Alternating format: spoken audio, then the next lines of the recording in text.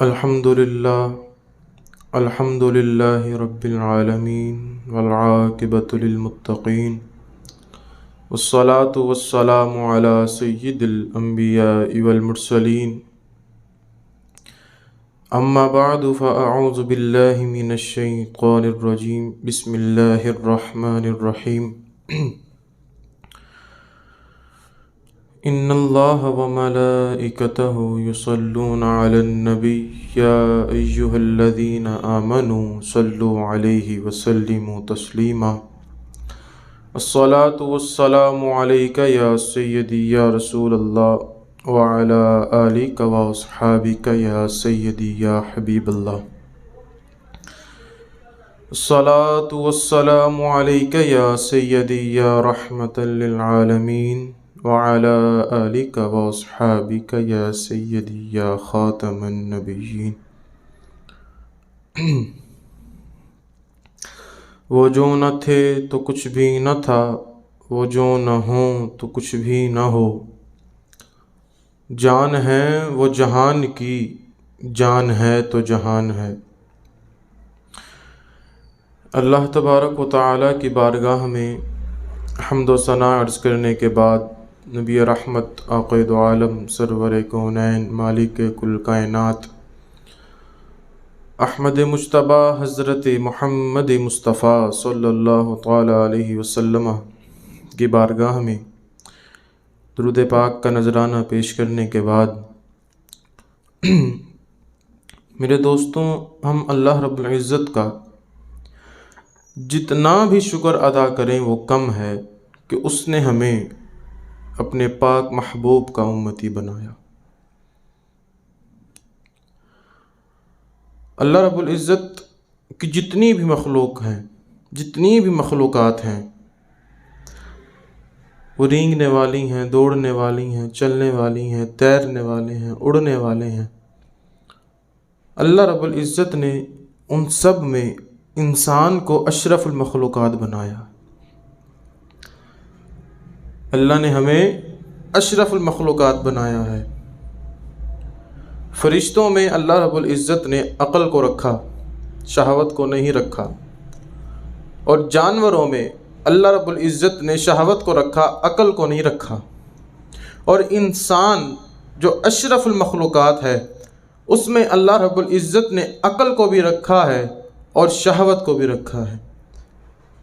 اگر انسان شہوت پر قابو کر کے عقل سے کام لے تو وہ فرشتوں سے بھی اعلیٰ مخلوق بن جاتی ہے، اور اگر وہ عقل کو چھوڑ کر شہوت کے پیچھے چلے تو وہ جانوروں سے بھی بدتر ہو جاتا ہے۔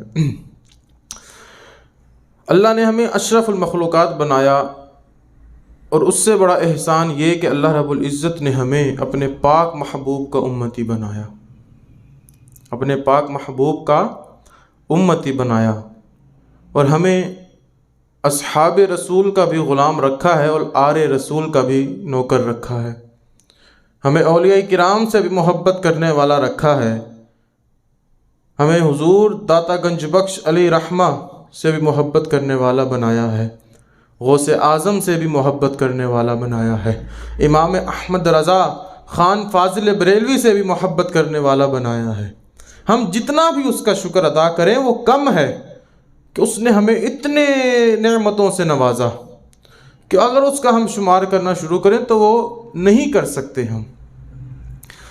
اللہ رب العزت نے قرآن مجید فرقان حمید میں ارشاد فرمایا، قل ان کنتم تحبون اللہ فاتبعونی یحببکم اللہ، کہ اے حبیب فرما دیجئے کہ اگر تم اللہ سے محبت کرنا چاہتے ہو تو پہلے میری اتباع کرو، پھر اللہ تم سے محبت کرے گا۔ اس آیت مبارکہ کا مفہوم یہ ہے کہ اگر تم اللہ سے محبت کرنا چاہتے ہو، اللہ کا قرب حاصل کرنا چاہتے ہو، تو ذریعہ رسول اللہ ہیں، رسول اللہ کی اتباع کرو، ان سے محبت کرو۔ جب تم اللہ کے محبوب سے محبت کرو گے تو پھر اللہ تم سے محبت کرے گا۔ پہلا یہ ہے کہ تم دعویٰ کرتے ہو کہ ہم اللہ کے قریب ہو جائیں، ہم اللہ سے محبت کرتے ہیں، لیکن اللہ تعالیٰ فرماتا ہے کہ پہلے میرے حبیب کی محبت اپنے دل میں بساؤ، میرے حبیب کی اتباع کرو، میرے حبیب کی اطاعت کرو۔ جب تم میرے محبوب سے محبت کرو گے پھر میں تم سے محبت کروں گا۔ پہلے بندہ کہتا ہے کہ یا اللہ میں تجھ سے محبت کرتا ہوں، اللہ کہتا ہے پہلے میرے حبیب سے محبت کر، پھر میں تجھ سے محبت کروں گا، پھر میں تجھ سے محبت کروں گا۔ نبی رحمت علیہ السلام نے ارشاد فرمایا کہ تم میں سے کوئی بھی شخص اس وقت تک مومن نہیں ہو سکتا جب تک کہ وہ اپنی جان سے، مال سے، اولاد سے، والدین سے بڑھ کر مجھ سے محبت نہ کرے۔ اور یہ محبت ہمیں پھر صحابہ کرام نے کر کے دکھائی۔ صحابہ کرام اتنی محبت اور اتنا عشق کیا کرتے تھے رسول اللہ سے کہ اس کی مثال کائنات میں اور کہیں نہیں ملتی۔ حضرت عروہ بن مسعود رضی اللہ تعالیٰ عنہ یہ کفار مکہ کی جانب سے سفیر بن کر نبی رحمت علیہ السلام کے پاس آئے تو وہاں انہوں نے ایک عجیب منظر دیکھا۔ خود فرماتے ہیں کہ میں نے ایسا منظر اور کہیں نہیں دیکھا۔ میں کیسر و کسرا کے درباروں میں گیا، میں نے وہاں پر بھی یہ منظر نہ دیکھا جو میں نے مدینے میں دیکھا، جو میں نے اصحاب محمد صلی اللہ تعالی علیہ وسلم کے دل میں محمد صلی اللہ تعالی علیہ وسلم کی محبت اور ان کا عشق دیکھا ہے، میں نے کہیں بھی نہیں دیکھا۔ کوئی بھی بادشاہ ہو اور اس کے جو غلام ہوں، اس کے جو ماننے والے ہوں، وہ اس سے اتنی محبت نہیں کرتے، میں نے کہیں دیکھا ہی نہیں۔ اور جب واپس گئے تو قریش مکہ کو پورا واقعہ سناتے ہیں، پورے جو وہاں کے حالات تھے وہ سنانے کے بعد کہتے ہیں، وہ کہتے ہیں کہ اے جماعت قریش، تم اصحاب محمد سے نہیں جیت سکتے۔ انہوں نے کہا کیوں نہیں جیت سکتے، تم وہاں کیا دیکھ کر آ گئے ہو؟ انہوں نے کہا کہ تم سننا چاہتے ہو تو سنو، میں تمہیں بتاتا ہوں کہ جب محمد صلی اللہ تعالی علیہ وسلم وضو کرتے ہیں تو اصحاب محمد صلی اللہ تعالی علیہ وسلم جو ہیں وہ ان کے وضو کے پانی کو نیچے نہیں گرنے دیتے۔ جب نبی رحمت علیہ السلام بالوں کو تراشتے ہیں تو صحابہ کرام منہ مبارک کو نیچے نہیں گرنے دیتے۔ جب پاک نبی علیہ السلام لاب دہن زمین پر ڈالنے کا ارادہ فرماتے ہیں اور جب ڈالتے ہیں تو صحابہ کرام اس کو زمین پر نہیں گرنے دیتے، اپنے ہاتھوں میں لے لیتے ہیں، اپنے چہروں پر مل لیتے ہیں، اپنے جسم پر مل لیتے ہیں۔ اور جس صحابی کے ہاتھ میں نہ آتا لاب دہن، وہ جس صحابی کے ہاتھ میں آیا ہوتا اسی کے ہاتھ سے اپنے ہاتھ کو مس کر کے اپنے چہرے پر لگاتا، اپنے سینے پر لگاتا۔ وہ اتنی محبت کرتے ہیں اپنے نبی سے۔ تو جو اصحاب اپنے محبوب کا، اپنے نبی کا لعاب دہن نہیں گرنے دیتے، وضو کا پانی نہیں گرنے دیتے، وہ خون کیسے گرنے دیں گے؟ تم کبھی بھی ان سے نہیں جیت پاؤ گے۔ میں تمہاری طرف سے سفیر بن کر کیسر و کسرا کے دربار میں گیا، لیکن میں نے وہاں پر کہیں پر بھی ایسا عشق اور ایسا ادب اور ایسی محبت نہیں دیکھی جیسی اصحاب محمد صلی اللہ تعالی وسلم کی کرتے ہیں۔ اور حضرت حسان بن ثابت رضی اللہ تعالیٰ عنہ، یہ حضور کے وہ صحابی ہیں جو حضور کی تعریف میں شعر پڑھا کرتے تھے اور حضور کے دشمنوں کو جواب بھی دیا کرتے تھے۔ حضرت حسان بن ثابت نے فرمایا کہ خلقت مبرأ من کل عیب، کہ یا رسول اللہ آپ کو تمام عیب سے پاک تخلیق کیا گیا۔ صحابی رسول جنہوں نے حضور کو روبرو دیکھا، وہ کیا کہہ رہے ہیں؟ کہتے ہیں خلقت مبرأ من کل عیب، کہ یا رسول اللہ آپ کو تمام عیب سے پاک تخلیق کیا گیا۔ اور آج 1400 سال بعد آنے والا کہتا ہے جی حضور کو اتنا پتا تھا، اتنا پتا تھا، حضور ہماری طرح ہیں، اتنا جانتے تھے، وہ ترازو لے کے بیٹھ گیا ہے۔ صحابی رسول یہ کہتے ہیں کہ آپ کو تمام عیب سے پاک تخلیق کیا گیا، اور معاذ اللہ جو 1400 سال بعد آ رہا ہے وہ اپنی زبان دراز کر رہا ہے کہ جی وہ تو ہمارے جیسے ہیں، ان کو تو اتنا پتا تھا، نہیں اتنا پتا تھا۔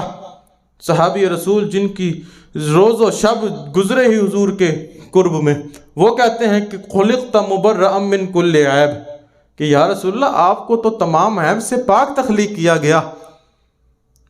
پھر 1400 سال کے بعد آنے والے جو کہتے ہیں کہ جی حضور ہماری طرح ہے، حضور کو اتنا پتا تھا۔ پھر ان کو میرے امام نے جواب دیا، میرے امام نے کہا تم کہتے ہو کہ حضور تمہارے جیسے ہیں، فرشتوں کے سردار جبریل نے کہا کہ یا رسول اللہ میں نے تو آپ کے جیسا کہیں دیکھا ہی نہیں۔ امام فرماتے ہیں یہی بولے سدرا والے، چمن جہاں کے تھالے، سبھی میں نے چھان ڈالے، تیرے پائے کا نہ پایا، تجھے یک نے یک بنایا، تجھے حمد ہے خدایا، تجھے حمد ہے خدایا۔ میرے امام نے کہا وہ جو نہ تھے تو کچھ بھی نہ تھا، وہ جو نہ ہو تو کچھ بھی نہ ہو، جان ہے وہ جہان کی، جان ہے تو جہان ہے۔ میرے امام نے کہا تم ان کو اپنے جیسا کہتے ہو؟ کہتے ہیں میرے امام نے فرمایا سب سے اولا والا ہمارا نبی، سب سے بالا والا ہمارا نبی، اپنے مولا کا پیارا ہمارا نبی، دونوں عالم کا دولہ ہمارا نبی، اور خلق سے اولیاء، اولیاء سے رسول، اور رسولوں سے اعلیٰ ہمارا نبی۔ کون دیتا ہے دینے کو منہ چاہیے، دینے والا ہے سچا ہمارا نبی۔ جن کے تلووں کا دھون ہے آب حیات، ہے وہ جان مسیحا ہمارا نبی۔ اور رب نے چاہا تو جنت میں دیکھیں گے ہم، پتے پتے پہ لکھا ہمارا نبی۔ انبیاء سے کروں عرض کیوں مالکو، کیا نبی ہے تمہارا ہمارا نبی؟ جیسے سب کا خدا ایک ہے، ویسے ہی ان کا تمہارا ہمارا نبی۔ سب سے اولا والا ہمارا نبی، سب سے بالا والا ہمارا نبی۔ میرے امام نے کہا تم ان کو اپنے جیسا کہتے ہو، ان کے لیے تو کیا کچھ رب نے نہیں بنایا، پوری کائنات ہی ان کے لیے بنائی۔ میرے امام نے کہا دہن میں زبان تمہارے لیے، بدن میں ہے جان تمہارے لیے، ہم آئے یہاں تمہارے لیے، اٹھیں بھی وہاں تمہارے لیے۔ تو پاک نبی علیہ السلام نے ارشاد فرمایا کہ تم میں سے کوئی بھی شخص اس وقت مومن نہیں ہو سکتا جب تک کہ تمام لوگوں سے بڑھ کر، اپنی جان سے بڑھ کر، اولاد سے بڑھ کر، والدین سے بڑھ کر، تمام رشتہ داروں سے بڑھ کر مجھ سے محبت نہ کرے۔